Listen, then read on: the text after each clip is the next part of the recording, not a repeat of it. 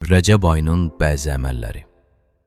Rəcəb ayının əvvəl, orta və axır günlərində qüsl almaq müstəhəbdir və bu əməl günahların bağışlanmasına səbəb olar.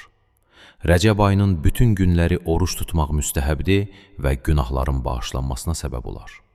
Hər kəsdə qismət olan miqdarda bu günlərdən bəhrələnə bilər. Rəcəb ayında ən azı 3 gün oruç tutmağın çox böyük fəziləti vardır. O kəslər ki, Rəcəb ayında oruç tutmaq imkanları yoxdur, onun yerinə sədəqə versinlər, imkanları çərçivəsində. Rəcəb ayında tövbə və istiğfar etmək və təhlil, La iləhə illallah deməyin böyük fəziləti vardır. Həzrət Rəsulullahdan nəql edilir.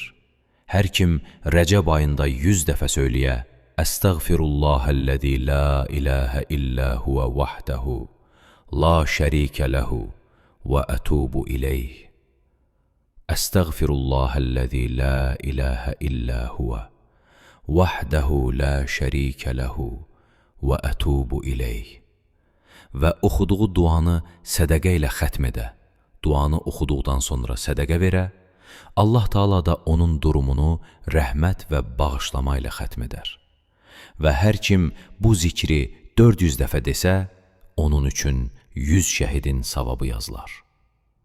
Rəcəb ayının 15-də qüsl almaq, oruç tutmaq, İmam Hüseyni ziyarət etmək bəyənilmiş əməllərdəndir. Rəcəb ayında çox deyilməsi tövsiyə edilən zikirlərdən Əstəğfirullahə və əsəluhu tövbə, Əstəğfirullahə və əsəluhu tövbədir.